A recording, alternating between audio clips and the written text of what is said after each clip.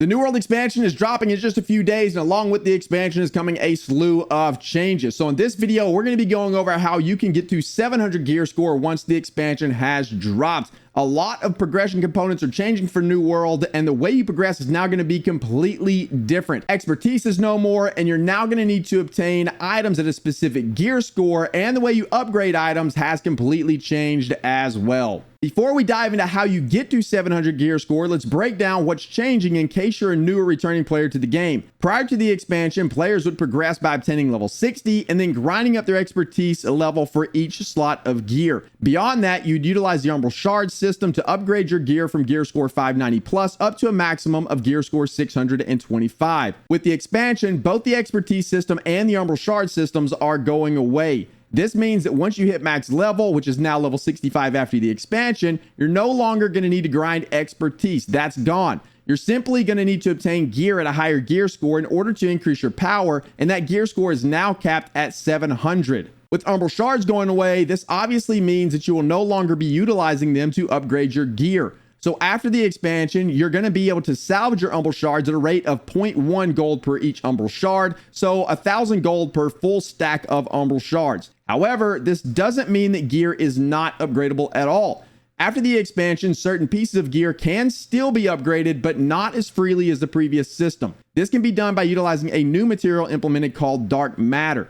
Dark matter can be obtained by salvaging gear, the PvP reward track, looting elite chests and stockpiles, completing quests, and it's rewarded from the following encounters: Ralph Bones, Shah Nashin, the Devourer, which is the Sandworm raid, the Ziggurat, Avarice, and Siren Queen boss fights, which are the PvE arenas that you can encounter in the game. Once you've obtained some of the dark matter and a few other items that we're going to talk about here in just a moment, you can make your way over to a gypsum kiln. You'll need to scroll to the bottom of the kiln menu and you will see all the named items you have available in your inventory that can be upgraded. But it's very important to point out here that only named items that are 650 plus gear score can be upgraded to 700 utilizing this new system. You no longer can get 590 plus gear and upgrade it using Umbral shards. You have to get a 650 plus named item in order to utilize the system. This means that crafted gear is not going to be able to be upgraded using the system, or any other drops that you find that aren't named. You cannot utilize this system to upgrade them. You're also going to need gypsum orbs and a new item introduced into the expansion called a matrix in order to upgrade your gear. There is a weapon matrix, armor matrix, and jewelry matrix, and the one you use will of course be determined by the piece of gear that you're trying to upgrade. A matrix can be crafted utilizing Azoth and 2 other crafting components that can be found in the respective aptitude crate. The components can also be crafted, but you must be at 250 crafting in the respective trade, and crafting them requires some prismatic materials. So they're going to be very expensive to craft and probably fairly expensive to obtain as well if you decide to purchase them versus crafting them yourself. Along with the new system, you're also going to be able to choose your final perk for the piece of gear you are upgrading. So essentially, all named items will now have 2 fixed perks and 1 perk that can be changed. This is going to be done by utilizing the appropriate craft mod at the gypsum kiln whenever you're upgrading the item. After it's upgraded, you can also go back and change the final perk again if you choose to do so, but it is going to cost the same amount of resources as it did before to upgrade the item to gear score 700. So now that we've kind of briefly went over how to upgrade your gear and all of those systems that are coming into the game, let's talk about how you actually obtain new named items and other gear up to 700 gear score. There's several different methods to get to 700 gear score, and you can do this through the main story quest, PvE, PvP, and crafting. So the main story quest for the Elysian Wilds will bump your gear score up to roughly 640, 650, depending on how many extra side quests, other activities you do as you progress through the story. This will bump your gear score up enough in order to open up some of the additional content for you, such as the base level expeditions and some chest runs and some other things to help you progress all the way up to 700. The expeditions are now basically story mode expeditions, and they're going to be super easy to complete. So everyone's going to be able to go do these no problem. And the base expedition is going to drop gear that caps at a gear score of 685. However, that doesn't mean you're guaranteed 685 gear out of the expedition. That is just the cap. So you have an opportunity to get gear up to 685 whenever you run those expeditions. Getting gear up to 685 is then going to allow you to do some of the mutated versions of the expeditions to progress your gear score even further.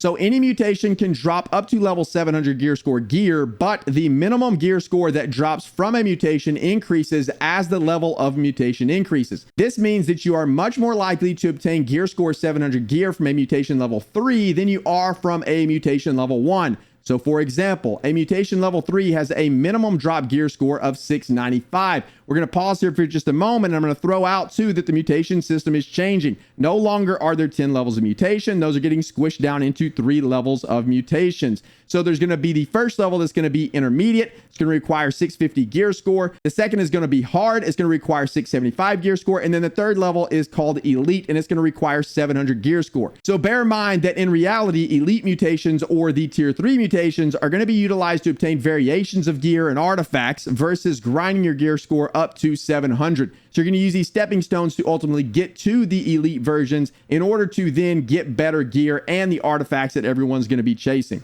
However, if mutations are not your cup of tea and you're not trying to go do tier 3 mutations, or if you're just trying to get your gear score up to make those mutations a lot easier or get to a point where you can just jump right into tier 3 mutations, the elite version, there are some other options. The open world drops are going to depend on the difficulty of the enemy. So if you go to the highest level zones in the game, you're going to be able to obtain drops up to 690 from just the normal high level mobs. The named enemies and chests in those zones are going to drop up to 700 gear score. So this means going on chest runs through those zones will be a very lucrative activity, at least early on in the expansion, to help bump yourself up to this 700 gear score mark. High level corrupted portals also have a chance to drop up to 700 gear score from the reward caches, but bear in mind there is a wide range of gear that you can get from that as well, so you may have to open up a lot of caches before you get a 700 gear score item. And it is possible to obtain 700 gear score solely from PvP. You do not have to touch PvE at all if you don't want to, but it's going to be much slower than some of the other methods. So the reward caches from both OPR and Arena have a chance to drop up to 700 gear score.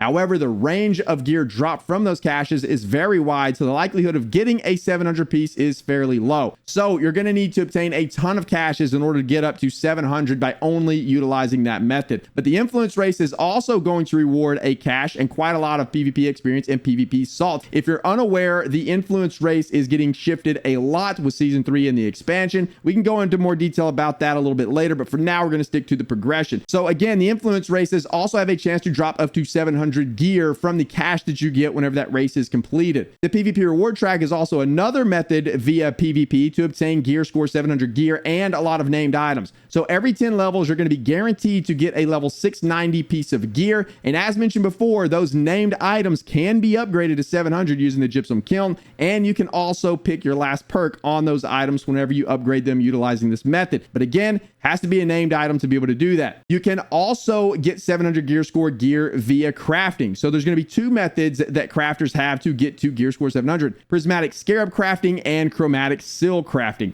So a prismatic scarab is the much more expensive way, and it is on a weekly cooldown. However, this is a guaranteed method to obtain a 700 gear score item along with every perk you want on that item. Therefore, a guaranteed method of obtaining a BIS item. So the days of Gamba can be gone if you're using a prismatic scarab to craft your piece of gear. It's going to be very expensive to do so, but you are going to get the exact piece of gear that you're looking for via that method. The other method is going to be chromatic seal crafting. So this is a cheaper option, and this option is on a daily cooldown, but with this option, you're only going to guarantee 2 perks. You're going to have 1 random third perk. So even though it's a cheaper option, it is a much riskier option to go this route. So to sum it all up, progression in New World is changing in a huge way. You're going to be going to a level cap of 65. Once you reach that level cap of 65, there is no more expertise grind. That system is completely going away. And the way you progress post 65 is just getting your gear score up to 700. And that is done just by acquiring gear. So as you acquire more powerful gear, you'll be able to run the more high-end or end-game content that you need to do to get more powerful gear and artifacts that people are going to be chasing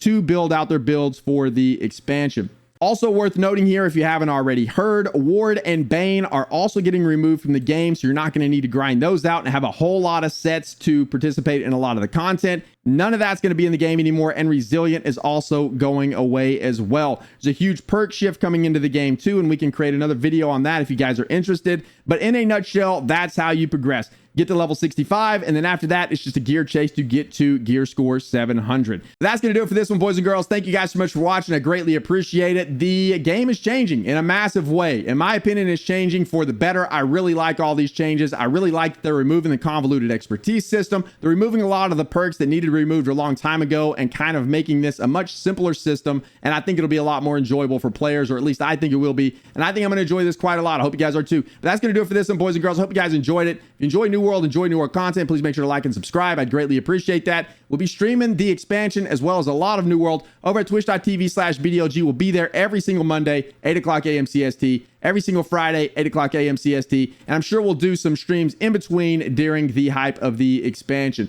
But thank you guys again for watching. I appreciate it. We'll see you in the next one.